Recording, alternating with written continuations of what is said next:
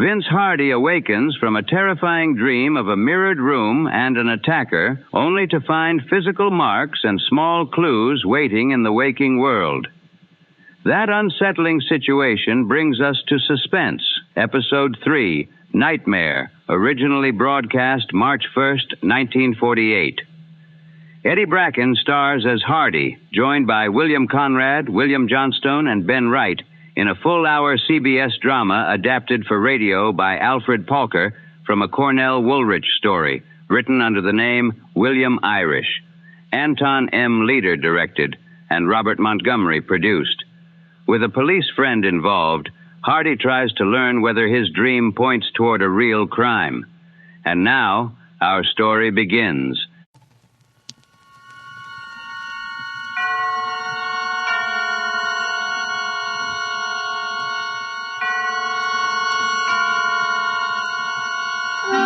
Suspense.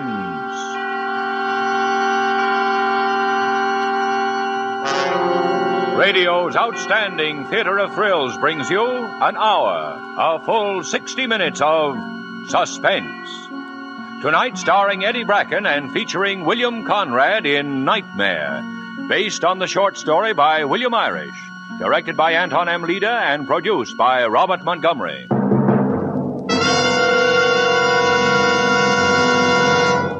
This is Robert Montgomery. Good night.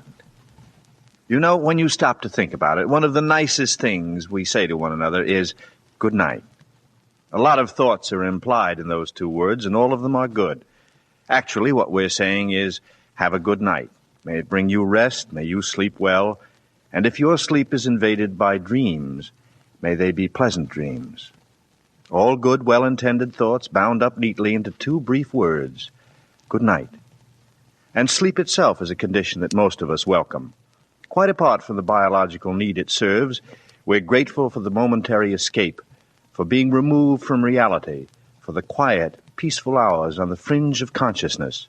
And so most of us, most of the time, anticipate the night and sleep. Families and good friends regularly surrender each other to the gentle care of the night and call it a good thing. But in the blackest recesses of night, there can be terror. And the very night that offers you sleep may also offer the torment of dark dreams, vivid, terrible, half-real dreams that grip you, plague you with horror through the night, and are reluctant to release you to the morning. Fear, panic, terror, of such stuff are nightmares made. Nightmares like the one we bring you tonight. And now with Nightmare, one of the best-known and most imaginative short stories of Cornell Woolrich, writing as William Irish, and with our star, Eddie Bracken, we again hope to keep you in Suspense.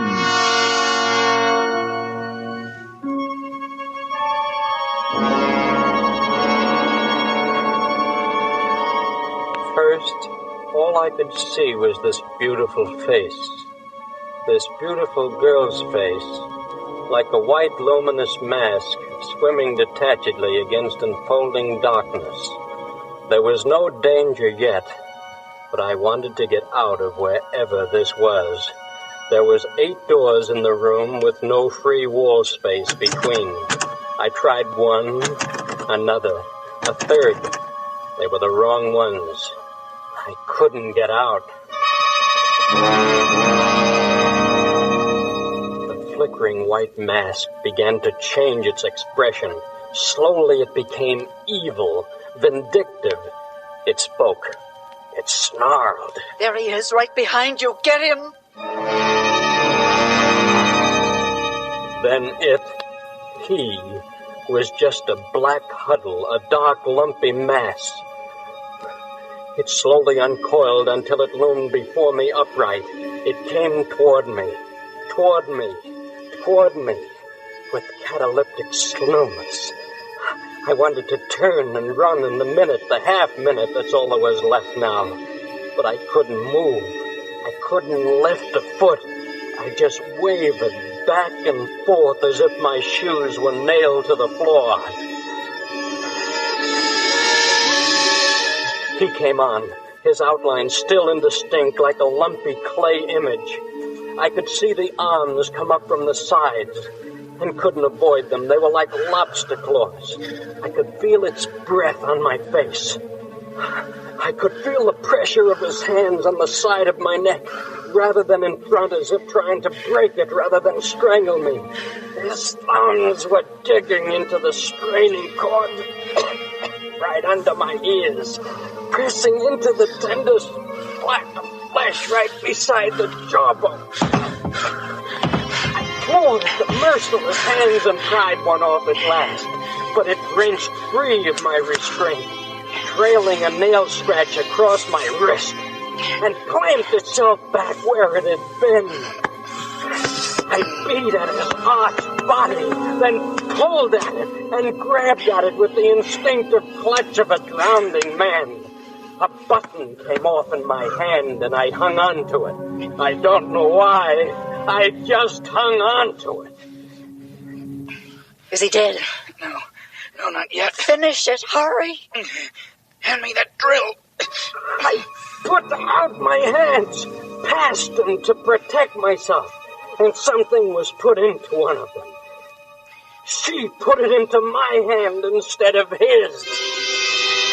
I fixed my hand on it tight, lifted my arm, and drove it into him from the back. His dead body fell heavily and sprawled across me. It took almost a minute for me to push it away. Is it done? Did you kill him? When I stood up, she saw me. Then she disappeared as though swallowed by a shroud. I heard a door closed and turned to see which one she'd used to get out, that I might remember and find my way out. But I was too late. When I turned, she was gone, and all the doors looked alike again. I was alone with the dead body. The core of my fear lay sprawled on the floor. I had to hide it, had to shut it away. I tried the doors one by one till one of them opened. It was a closet, a shallow closet, but enough to hold the body. I dragged it across the floor. I shut the door of the closet, pressing it tight in to keep the terror that the body still held away from me. Below the knob, I found a key, a strange key shaped like a 3-leaf clover. I turned it, heard the lock click into place, then put the key into my pocket. But I couldn't keep my eyes away from the knob. It was turning slowly to the right and then to the left. And as it turned, it made a ringing noise. A ringing noise. A ringing noise. The knob. The door. The phone. Hello. 8 o'clock, Vince. Did I wake you? What? Who is this? It's Lil, your sister. I want you to come up for dinner tonight. Oh, Lil, look, I'll phone you later when I'm awake, okay? Oh, sure. Bye. Bye. Oh, it was a dream. It was all a dream.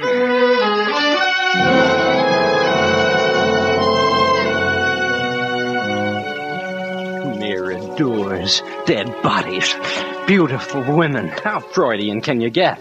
Must have been that salami I had last night. Never eat salami before going to bed. 11th commandment. 14 minutes after 8. That means I still have time to... I stood staring stupidly at my wrist. There was a deep scratch on my wrist. For a minute I was startled, then I realized what must have happened. I scratched myself in my sleep, and the details entered into my dream. Yeah, that's what must have happened. I dropped my watch, and it was broken, but it didn't matter. It was a cheap one. I continued dressing. I chose a blue tie, threw up the collar, drew the tie lane through, and folded it again. Part of my mind was getting ready to get frightened, but I held onto it steady like I held the collar. In the mirror, I could see them. The bruises on my throat, brownish purple marks which hadn't been there when I went to bed the night before. It took me a moment to realize, to try to reason it out. I must have done this to myself, too, crossing my arms over my chest and attempting to strangle myself in my sleep. It didn't make much sense, but it was the best I could do. I decided not to think anything more about it and continued dressing. When I had my jacket on, I put my hand in my change pocket and took what was in it to check car fare and lunch money.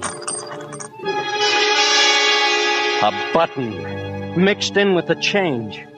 A button that didn't belong to any suit or coat I owned. I closed my hand over it and it had the feel, the shape. There was no doubt about it in my mind. It was the button from the dream. I rushed to the closet, checked every last thing I had.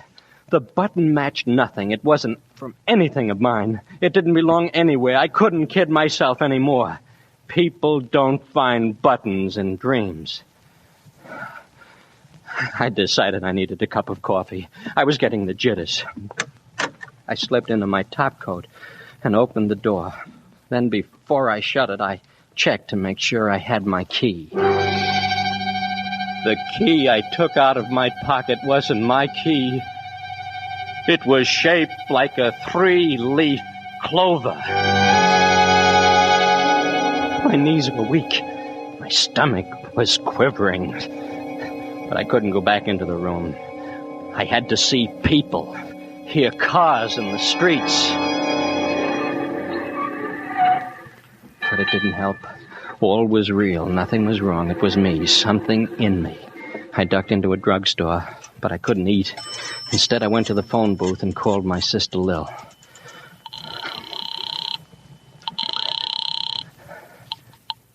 Hello? Hello, Lil? Vince. Well, you awake now? Yeah, is Cliff at home? No, he went down to headquarters an hour ago. You expecting him back? I am if he doesn't run off with a blonde. Why? Then he won't be back until tonight. Well, you're a detective, too. How'd you figure that? Sorry I bothered you, Lil. I just wanted to talk to Cliff. Well, what about dinner? You'll be able to see Cliff then. Dinner? Well, sure, I'm But no, thanks. I don't think so. Goodbye.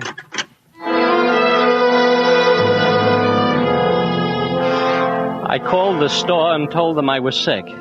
Then I walked all day in the sunshine. Wherever the sun was brightest, I saw it and stayed in that place. And when it moved, I moved with it. I couldn't get it bright enough or strong enough, yet it didn't seem to warm me. At about 6 o'clock, I found myself in front of Cliff's house. The lights were on inside, and I could see Cliff. No, it was Lil moving around, setting the table, preparing dinner. That meant Cliff wasn't home yet. I waited outside. Well, what's the matter, kid? Are you afraid to ring the bell? Oh, Cliff, I didn't hear you coming. Well, are we going in or are we going to stay out here? I'm hungry. Cliff, I got to talk to you. Something crazy happened to me. Well, can I wait an hour? I've had a long, hard day at the office. Is that you, Cliff? Yeah, honey. Well, I thought I heard you talking. Is someone with you? Now, Vince. Oh, you said you weren't coming, Vince. Well, Oh, never mind. The chickens will do for 3. Come on in. Well, that's Lil, and there's nothing you can do about it. I hadn't eaten all day, and I hardly touched the food she served. I couldn't wait to get Cliff alone and tell him what happened. A detective should be able to help me. Well, I'll just finish up the dishes, and then I'll be back. Get your hat, Cliff. What? I've got to talk to you. Alone. Oh, well, sure, kid. Lil, Vince and I are going to stretch our legs. Be back in a couple of minutes. Now, Cliff, only beer. Okay.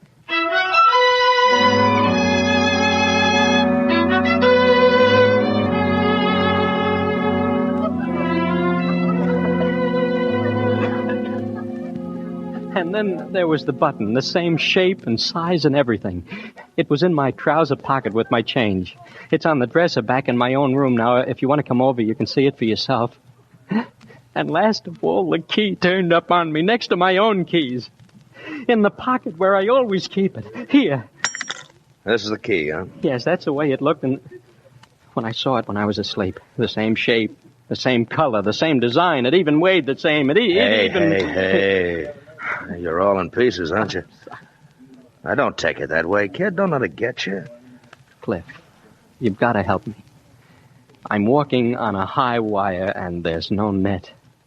Where'd you get this key from, Vince? I mean, where did you first get it from before you dreamed about it? But you don't understand. That's what I've been trying to tell you. I didn't have it before I dreamed about it. I never saw it before then. Then I wake up, and it turns real. That goes for the button, too? The button, too. Well, you not only have no net, you don't even have a wire. What's really got you going? Are you afraid the dream really happened? Is that it? Don't you understand? There's a door somewhere in this city right at this very minute that this key belongs to. There's a man propped up dead behind it. I don't know where. I don't know where, nor who he is, nor how or why it happened. Only that I must have been there. I must have done it. Oh, why? Why would it come to my mind like that in my sleep? Why? You're in a bad way, kid. Say, how about a little drink, huh? Lil or no Lil. Waiter. Only coffee. Oh? Yes, sir. Waiter, 2 coffees. Huh? 2 coffees, yes. When the coffee came, Cliff started questioning me. And the man, the fellow, whoever he was. No, I couldn't seem to see his face through the whole thing. I only saw it at the very end, after it was already too late. And then when the door started to open again, after I locked him in, and it seemed as though I was going to find out something horrible. About him, I guess. But I woke up before there was time. Uh-huh. And, last of all, the place. You say nothing but doors all around you. Uh-huh. Have you been in a place like that lately? Ever seen one in a magazine illustration, in a story you've read in a movie? No. Well, let's get away from the dream for a minute. Let's leave it alone. It's starting to get me, too. Now, what did you do last night before this whole thing came up? Nothing. Just what I do every night. I left the store at the usual time, had my meal at the usual place. Oh, you sure it wasn't something you ate? No food is responsible for that key. You can't create a thing like that from a dream. And I didn't have it when I went to bed last night.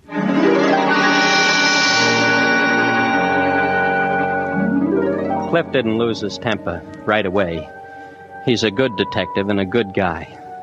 Listen, Vince, there's no halfway business about these things. It's either one thing or the other. Either you dream a thing or you don't dream it. It really happens. Now, you're 26 years old. You're not a kid. Now, don't worry. You'd know it and you'd remember it plenty plain afterwards if you ever came to grips with a guy and he had you by the throat like in this dream and you rammed something in his back. And I don't take any stock in this stuff about people walking in their sleep and doing things without knowing it.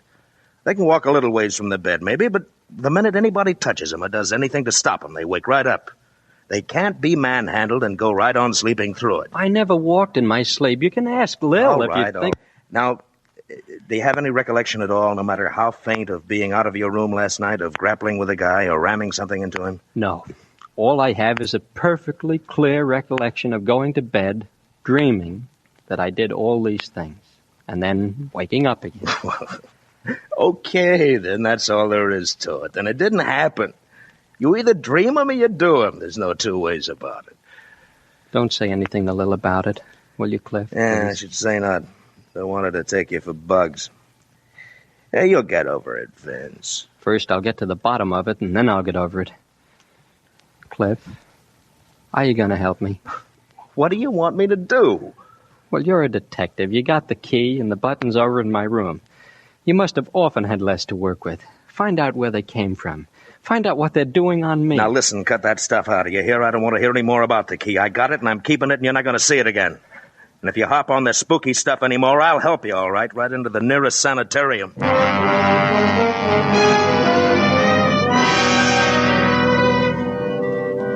I was on my own, just like before I had been there. Me and my shadows. Next day, I phoned the store and told them I still wasn't feeling well. Then, well, I stopped in at a newspaper advertising bureau and composed an ad. Classified? Yes, real estate. This the entire copy? Uh-huh. Check it with me, see if it's correct, please. Wanted, I am interested in inspecting with a view toward leasing or buying a house with an octagonal mirror-paneled room or alcove, period. Location, size, and all other details of secondary importance, provided it has this one essential feature desired for reasons of a sentimental nature, period. Communicate Box L World Express giving exact details, period. Is that everything you want to say, sir? Yes, I believe so. How long you want it to run? A week. Should hear something in that time, shouldn't I? Should. Lady once advertised for an alligator that answered to the name of Lulu, and she got it in 4 days.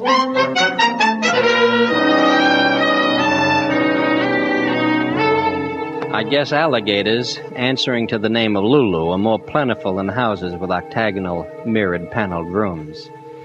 I got some answers, but none of them are right. None of the houses fit the scene of the dream. Next day, Sunday, I was in my room.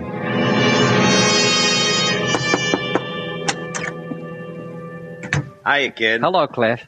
What are you dressed for? Well, matter of fact, Lil and I are going to take a ride out in the country for the day, and she packed a lunch for 3. Cold beer, ham, and turkey Listen, sandwiches. I'm all right. I don't need fresh air joints to get rid of the devils, if that's the strategy you're trying to... No, kid. You see, I got this new second-hand Chevy in exchange for my old second-hand Chevy, and I thought that maybe you'd like it. In the end, I decided to go with them on their picnic. Cliff was right. There was no point sitting around brooding and waiting for something to happen. I might as well forget it for a few hours, if I could. After our picnic lunch, I was almost beginning to relax. Have another sandwich, Cliff? Oh, why? I'll think of a reason later. You have just talked me into it, my dear. Just toss it over, huh? How about you, Vince? If I had another sandwich, Lil, I'd never be able to move another muscle. Where are we, anyhow? I don't know. Ask the pilot. He got us here. So help me, I was flying blind. Well, here's a weather report just came in, friends. Rain, and soon. Well, how soon do you think, Vince? Right now. Come on, get the stuff into the car. Oh, I'm getting soaked. Then you take the blanket, I got the baskets, huh? Hurry up or we'll float back to town.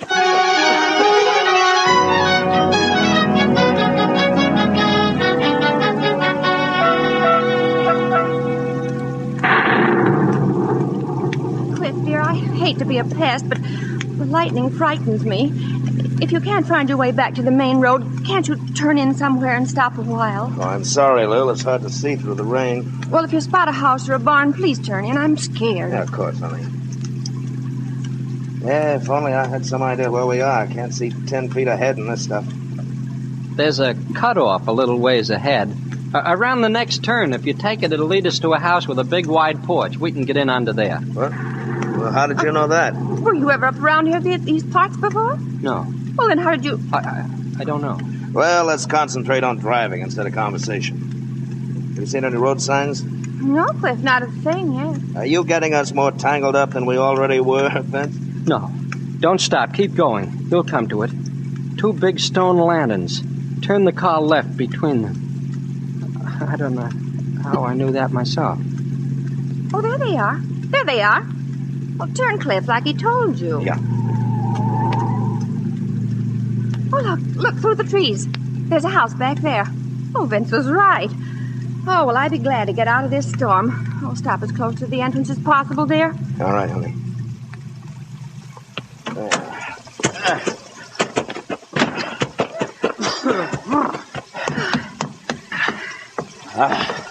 Well, it's dry here, but I wish we could get in and away from that lightning. Oh, try the doorbell, Cliff. Okay.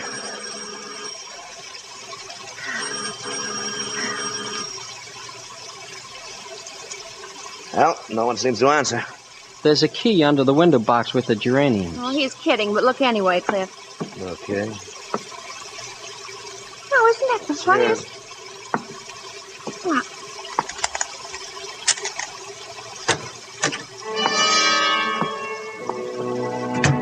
I'd better put on this light so we can see where we're going. Not that switch. That's the one to the porch. The one that controls the hole is on the other side.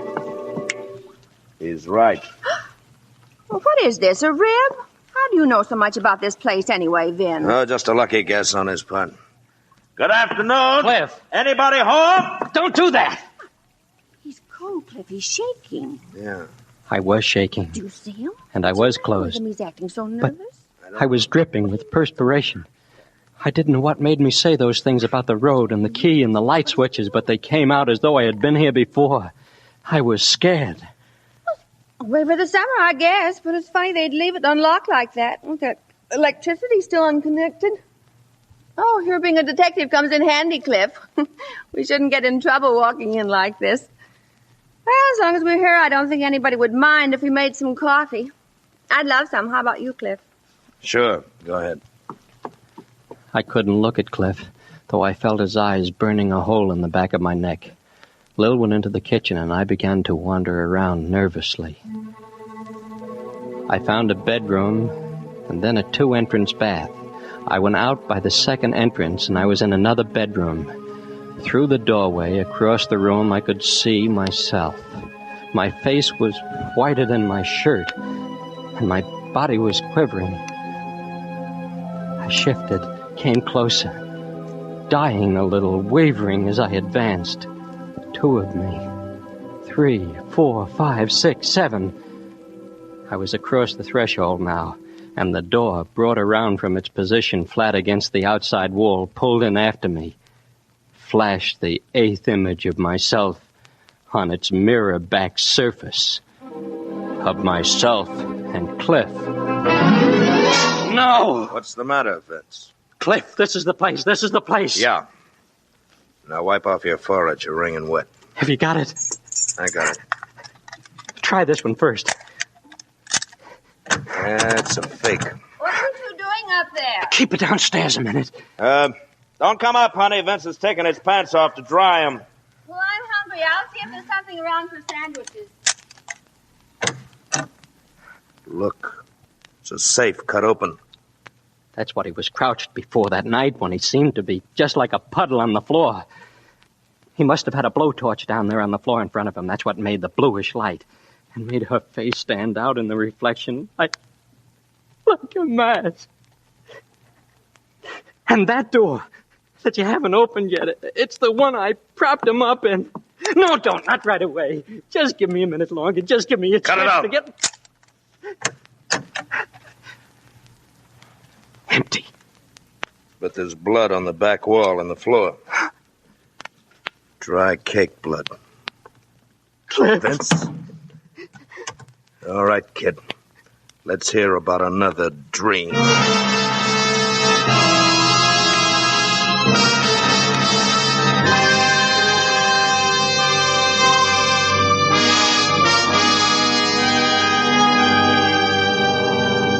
In tonight's full hour of suspense, Eddie Bracken appears as Vince in Nightmare by William Irish. Tonight's study in suspense.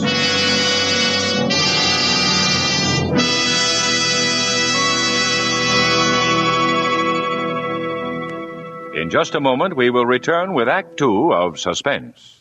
This is CBS, the Columbia Broadcasting System.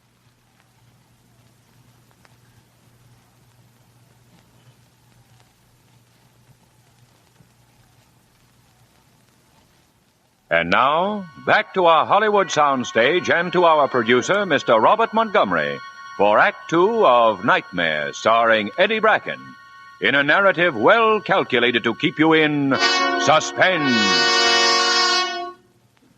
It had all belonged to Vince until now, a wild dream heightened by young imagination. It was his alone. Awful as it was, it all belonged to him. But he had shared his nightmare with Cliff, and Cliff is a detective. He'd never once believed Vince. He told him he was cockeyed, that it couldn't be true. But there they are, the two of them, in a deserted house with which Vince seems quite familiar, although he swears he's never been there. And they face each other in a room paneled with 8 mirrors, just like the room in Vince's nightmare.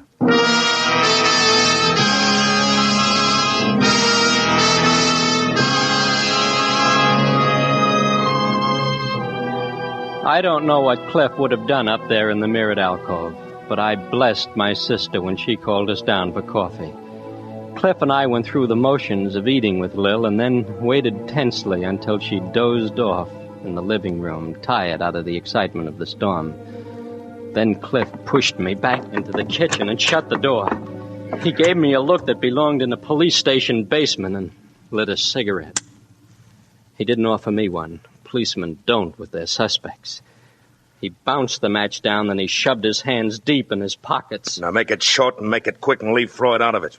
You think I lied, don't you? You knew which cutoff to take that would get us here from a dream, didn't you? You knew about the stone lanterns at the entrance from a dream, didn't you? You knew where the key to the front door was cached from a dream. You knew which was the front porch switch and which was the hall from a dream. Well, you know what I'd do to you if you weren't Lil's brother? I'd push your lying face right through the back of your head. Oh, Cliff! You came to me for help, didn't you? But you didn't have guts enough to come clean. I can respect a guy no matter what he's done if he'll own up to it, make a clean breast of it. I can even understand and make allowances for a guy that'll deny it flatly, lie about it. That's only human nature. But a guy that'll come to somebody trading on the fact that he's married to his sister and he knows he'll give him an ear, making a fool out of him, like you did me. Well, I've got no use for him. He's low and lousy and no good. Look, I found this key in my pocket when I got up this morning. How did it get there? Look, I found this button. Well, some dream, wasn't it, all right? Well, the dream's over and baby's awake now. And we're going to start in from scratch, right here in this place, you and me, and I'm going to get the facts out of you. Whether they go any further than me or not, that's my business, but at least I'm going to get them. Don't hit me, Cliff. Please. Now, what were you doing at that place? Huh? What brought you here? I was never here before. I never saw it until I came here today with you and Lil. Who was the guy you did it to? What was his name? I don't know, I tell you. I don't know. Are you going to answer me, Vince? You going to answer me? I can't. You're asking me things I can't. Answer me when I ask you a question. I can't. I don't know. I don't know. You're not going to get away with this, kid. I've handled closed-mouthed guys before, and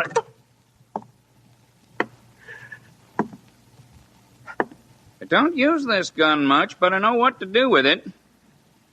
Who are you? What you two doing in here? We came in out of the rain. Does that suit you? Might not. Identify yourselves. Hurry up about it. Look inside the wallet. Where you going? For a drink of water. Left tap. Right one's hot water. Thanks.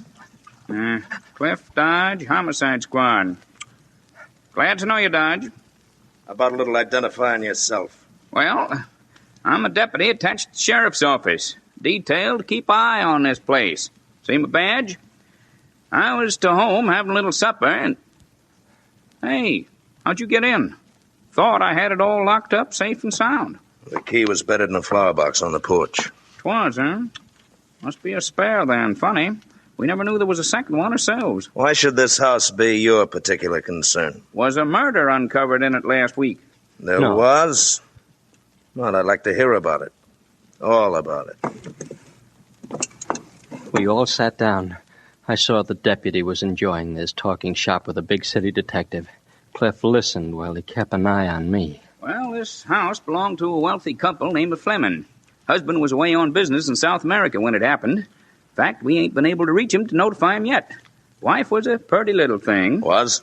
Yep, real purty. Flirty, too. Used to fool around with a friend of her husband's named Ayers, Dan Ayers. Well, that morning, the milkman saw a bundle of rags by the side of the road not far from here. 'Twas little Miss Fleming, all covered with dew and leaves and twigs. Dead? Dying. She must have dragged herself along the ground for hours, too weak to yell for help.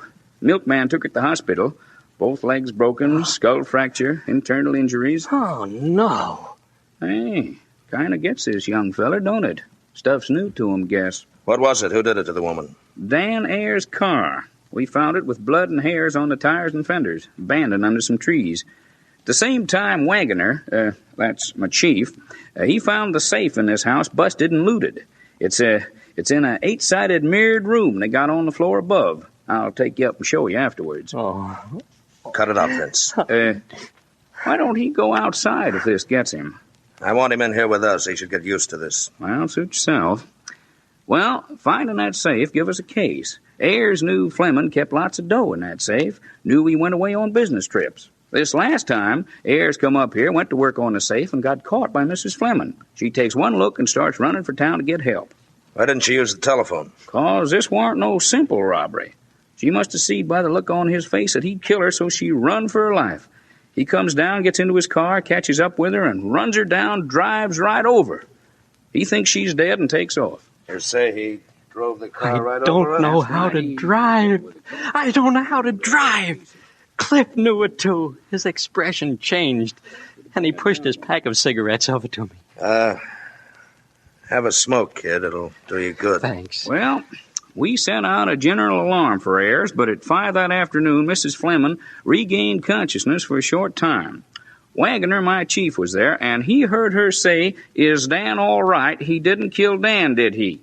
Well, that was enough to send us hot-footing right back to the house, and we found Ayer's dead body. No. He'd been stabbed in the back with some kind of a drill, dead since the night before. Mrs. Fleming died about 8 that evening. There went our case. Did you get anything on the real killer? Well, practically everything but the guy himself. She was right in the alcove when it happened, saw the killer by the torchlight, and lasted long enough to give us a complete description. All the dope is over at my chief's office. Well, let's go over there. Give it the once-over. Come on, Vince, you too. I'll leave a note for Lil. Look, Cliff, Come on, Vince. I know this is out of your line, but you better come anyhow.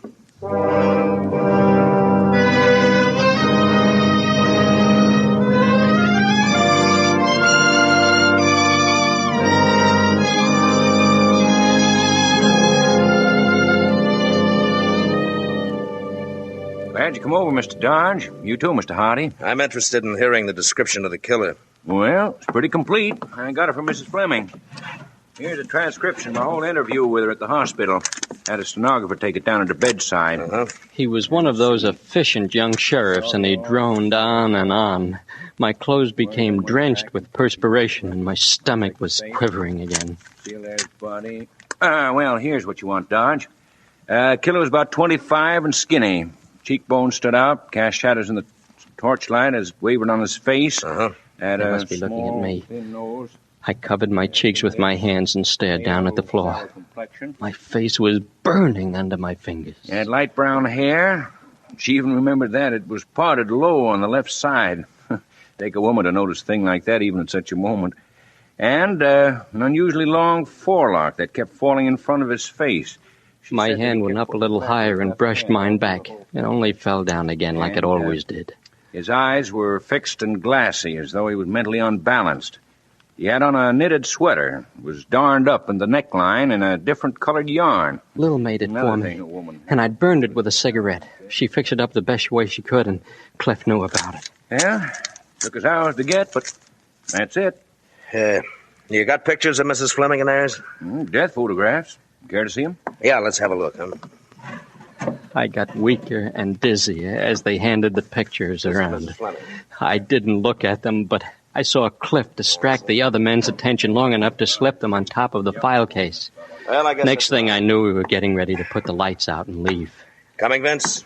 Yeah. I'll run you folks back to the house. It's on my way home. Well, Sheriff, thank you very much.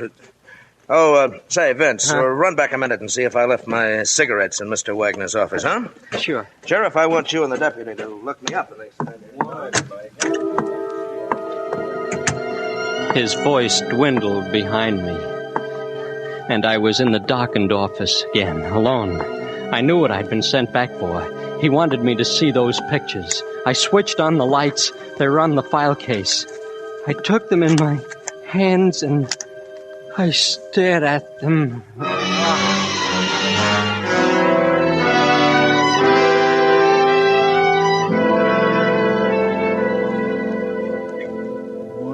out like a light. Now, what did it, you suppose? The pictures? He's not well. He's under treatment by a doctor right now. He gets these dizzy spells now and then. That's all it is. Here you are, kid. Drink this water. Yes. Now, shut up and don't say anything. You'll be all right. I'm sorry for all the trouble we've caused. Perfectly all right. Come back anytime.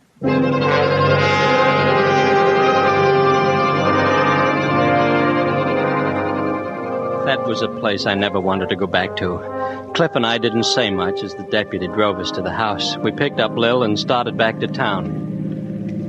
I think you've got a nerve, Cliff Dodge. We couldn't talk them either, because Lil was blazing saw at Cliff and leaving her alone, laced into him. And I think for once he was grateful. Kept him from thinking too steadily about me. She only quit when we were near my place and she saw me holding my head. What's the matter, Vince? Don't you feel well? The outing was a little bit too strenuous for him. No wonder the way you drive. Yeah? Well, I got us here, didn't I? Great. I'll see what I can do about having you decorated for it.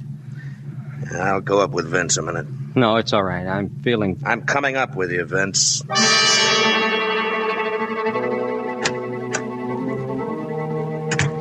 He closed the door to my room behind us and then turned to me. He spoke low and very undramatically. No fireworks. Lil's waiting downstairs. I'm going to take her home first before I do anything. I love Lil. It's bad enough what this is going to do to her when she finds out. I'm going to see she gets at least one good night's sleep before she does. Cliff. Run out. That's the best thing you can do. Meet your finish on the hoof somewhere else where your sister and I don't have to see it happen. And if you're still here when I come back, I'm going to arrest you for the murder of Dan Ayers and Dorothy Fleming. I don't have to ask you if you killed those two people. You fainted dead on the floor when you saw their pictures. Now take my advice and don't be here when I get back. I'll turn in my information at my own precinct house and they can pass it on to Wagner. Then I'll hand over my own badge in the morning. Cliff. I'm frightened. Killers always are. Afterwards. Don't forget you got a half hour.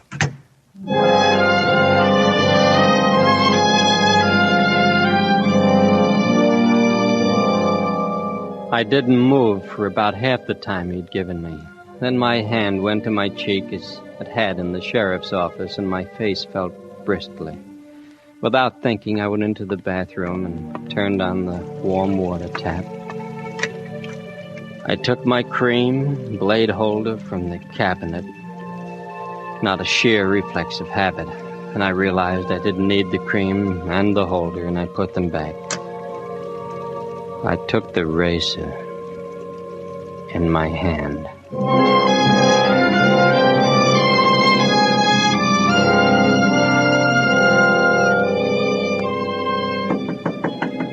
I was seeing black spots in front of my eyes when he tried to get in the door.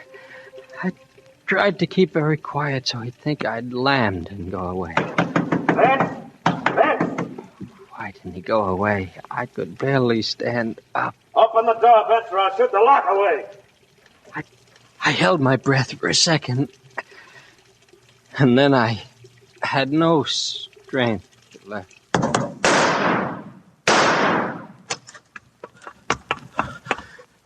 Vince.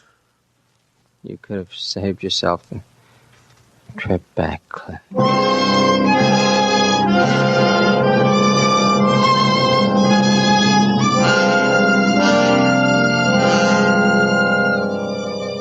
They didn't keep me at the hospital, just took stitches in my wrist and told me to go home and take it easy for a while. I hadn't been able to do even that right. It was 4 a.m. when we got back to my room. Cliff stood over me while I undressed and got into bed. Now remember, just take it easy.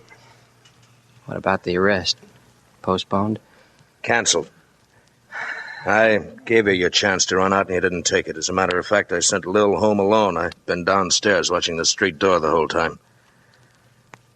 Yeah, when a guy's willing to let the life run out of his veins, there must be something to his story. You don't die to back up lies. I think you've been telling the truth, to the best of your knowledge. I'm tired. Licked. I don't even want to talk about it anymore. Well, I think I better stick with you tonight, anyway. It's all right. I won't try it again.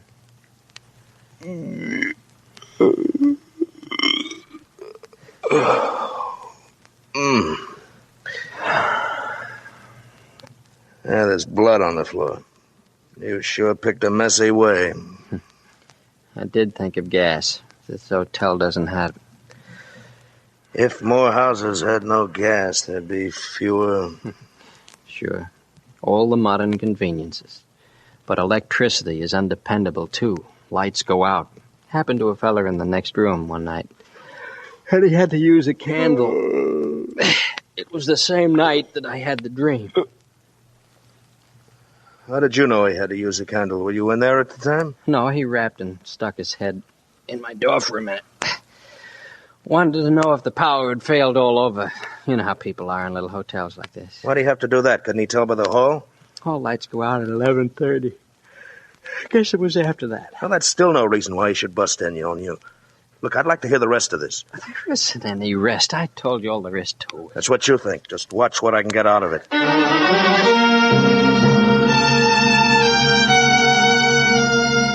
He wouldn't let me go to sleep. I had to tell him about the man next door who moved in a week or so before the night of the dream. That particular night, I had been reading in bed. And as I put down the lights and about ready to doze off, he knocked. Come in.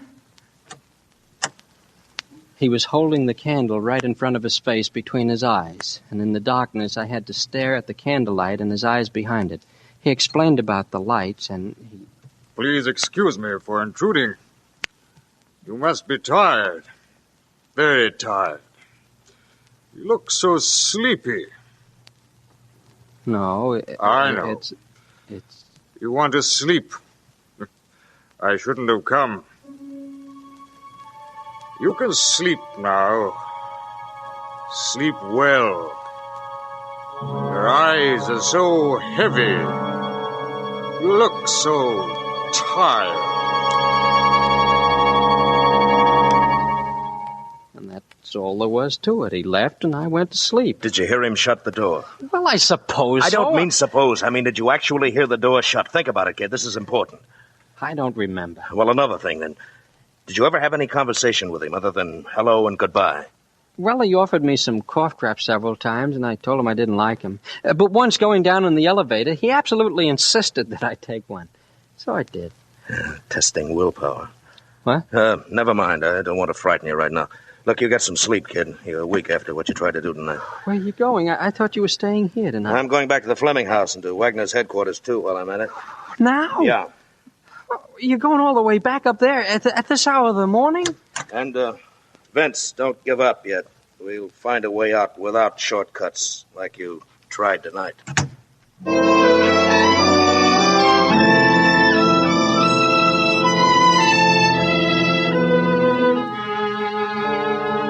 I didn't wake until noon, but I didn't dare leave the room for a cup of coffee. I didn't want to miss Cliff when he got back. About 2, there was a knock on the door, and I almost fell over in my rush to open it. Cliff, Oh, excuse me. Sure, mister. Say, are you Vincent Hardy? Yes. Well, I think I got what you want.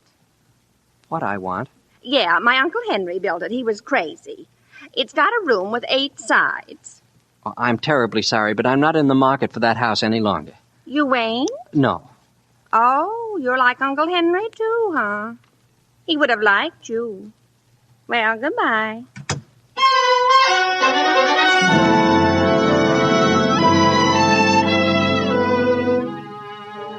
Cliff finally showed up around 3. He looked terrible. He hadn't slept all night. He showed me a picture he'd brought. You know this guy, Vince? This guy? Well, the glasses are missing, and the mustache, and the hair isn't rumpled. But Cliff, Yeah? This is the guy from next door. Where'd you get this picture? From Wagner. It's Mrs. Fleming's husband. They're both the same fellow? Right. But there's no out in it for you. Now, get that straight, kid. I checked the fingerprints Wagner got. They're yours. You and nobody but you went into the Fleming house, killed Ayers, and hid his body in the closet. No. But you didn't kill Dorothy Fleming because you can't drive. Now, somebody else did that in Ayers' car. Somebody who brought you up there and was waiting for you at a safe distance. But why didn't I know I was doing? Well, that'll come later. What we have to do now is prove that the circumstance of the dream could have happened. Get it down on record officially. That isn't perfect, but it's the best we can do. Well, what do you... I think it's better if you don't know too much. A telegram addressed to Mrs. Fleming was received from her husband while I was up there. He's arriving back from South America today. Where are we going? Where is the place you'd least rather go of all places right now? That room. That house. I'm sorry, kid, but that's the place you're going to have to go back to and stay in alone tonight, if you ever want to get out from under the shadows again. Now, what do you say? Shall we make the try? Okay. I'm ready.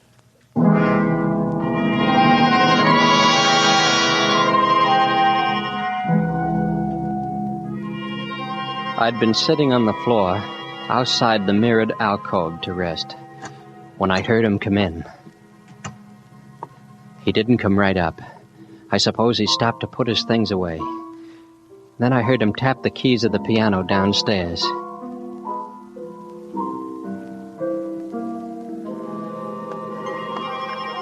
Then I heard his footsteps coming, and I pushed myself backwards along the floor into the alcove. My heart was pounding so hard I had to keep my mouth open. He was in the bedroom, opening suitcases, looking for things. I pushed myself into the closet where the body had been, and in a moment, he walked into the alcove and put on the lights. I could see him through the keyhole as he walked past the door. Then he stood still, turning to go. This was the time. Now. I held the gun tight and pushed the door open soundlessly. He heard me as I stepped into the room and whirled around. I wanted to yell at the top of my lungs at him. But I kept my lips together. Cliff had drilled me carefully on how I should act, what I should say. He'd particularly warned me to make Fleming talk first. How did you get here? You showed me the way, didn't you? You remembered coming here? Didn't think I would, did you? You couldn't have. Then how did I come back again? You explain it. How long have you been in here, like this? Since after dark. I got in before you came home. What'd you bring with you? Nobody. Just this, a .44 automatic. That's all the company I wanted with you. Exactly how much do you remember? Much more than you think. You remember the drive up? You couldn't have. I told you to remember it only as a dream. You had the look. What look? I was holding a thumbtack pressed into the palm of each hand the whole way. Then why did you do everything that you were directed to do so passively? I thought there might be something in it for me later if anyone went to all that trouble. You purposely faked? I can't believe it. You didn't even draw back. Show a sign when I let you out of the car. Put the knife in your hand. Sent you on towards the house. Told you how to get in, what to do. You mean you went ahead unconsciously? Sure, I figured you'd pay me off afterwards. Oh. Well, what went wrong inside? Well, I accidentally dropped the knife you gave me. Ayers jumped me in the alcove. In the darkness, your wife put a drill into my hand instead of his. And I killed him in self-defense. Yes. And she ran out. I had to go after her and stop her myself. I got her with Ayers' car. She never even saw me. That's what I wanted to know. Are you crazy? You must have known. No, I tricked you. You had me hypnotized that night, all right. But you've just convicted yourself out of your own mouth to me. I don't want to be paid off.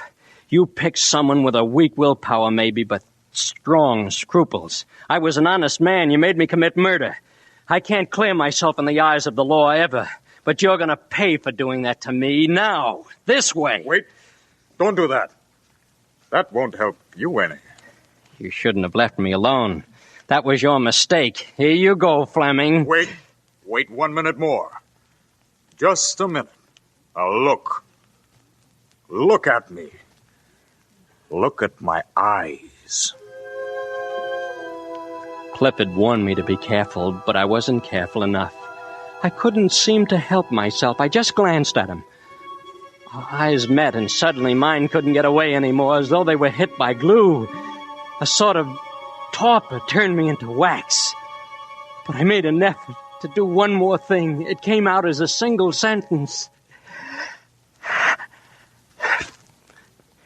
Fleming, I'm going to shoot you. No. You're tired. You don't want to shoot anybody. You're tired. The gun's too heavy for you. Why do you want to hold that heavy thing? That's right. You're tired. Tired.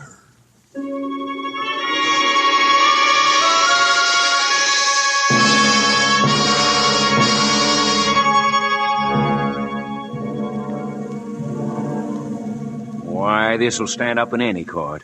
There's enough evidence on this wire recorder to send Fleming to the electric chair. Listen. Huh? What's all that mumbling? I can't quite make out what this... Hey, we'd better get up there. Come on. Hey, Fleming must be trying to do... Holy smokes, he's getting away. Come on.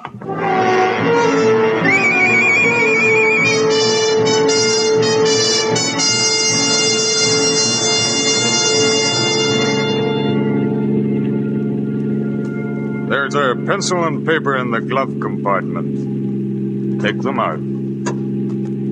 Good. Now write what I tell you. Start. I'm wanted for the murder of those two people at the Fleming house. They're bound to get me sooner or later. And I have no chance. I see no other way but this. Now, sign your name. Vincent Hardy.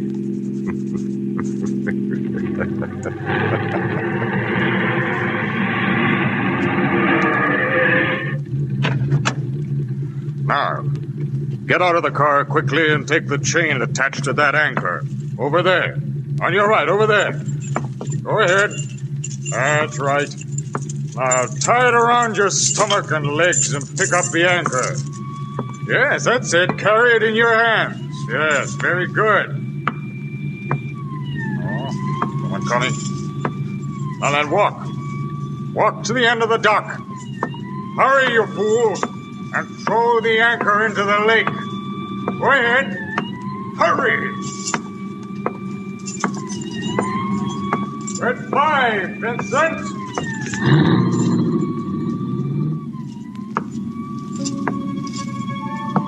I knew what I was doing was wrong. I fought against it as hard as I could.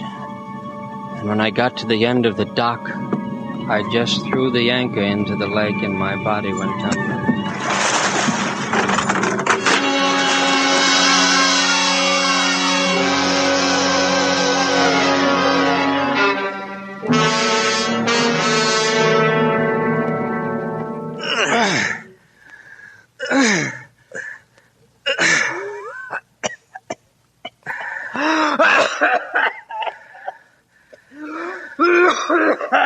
Well, there he is. He's all right now.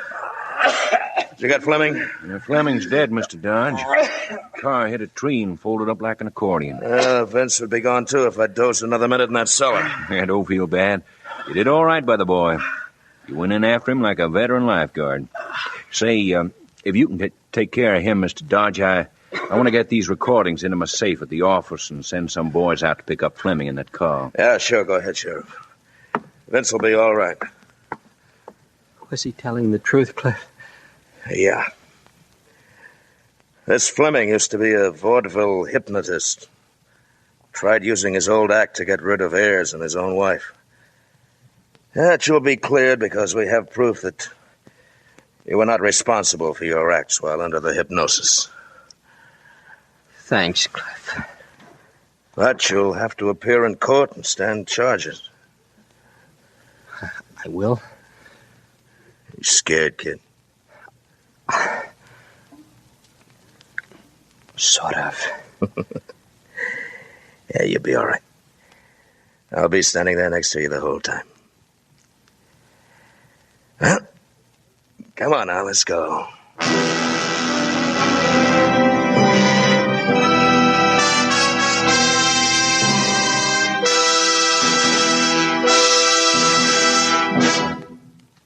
This is Robert Montgomery. Our congratulations and thanks to Eddie Bracken and William Conrad for 2 fine performances in Nightmare. Next week, for Suspense, we treat the subject of weather in a locale that is famous and infamous for its weather, England. And in order to do justice to the ill-famed atmospheric conditions which often shroud this island, we shall present an hour of suspense divided into 2 separate half-hour dramas. 2 select studies with 2 elements in common, dramatic weather and dramatic suspense. Taken one at a time, these plays are singular triumphs. Put them together, and, well, I can promise you a deadly combination next week, when with Wet Saturday by John Collier and August Heat by W.F. Harvey, we again hope to keep you in suspense. Good night. Mr. Montgomery may currently be seen in the Universal International production Ride the Pink Horse. Mr. Bracken will soon be seen in his forthcoming production 750 Smith. Nightmare by William Irish was adapted for radio by Alfred Palker, directed by Anton M. Leader, and produced by Robert Montgomery. Lud Gluskin is our musical director and conductor, and Lucien Marowek composes the original scores. Next week, hear two great shows, Wet Saturday and August Heat, on radio's outstanding theater of thrills, 1 hour of Suspense.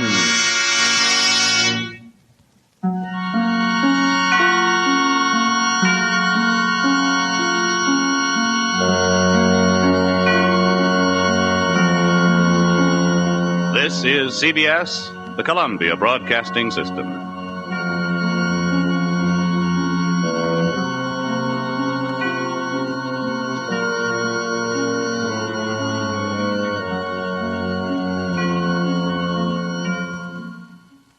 The curtain falls tonight on Suspense, Episode 3, Nightmare. Follow Suspense for more classic broadcasts.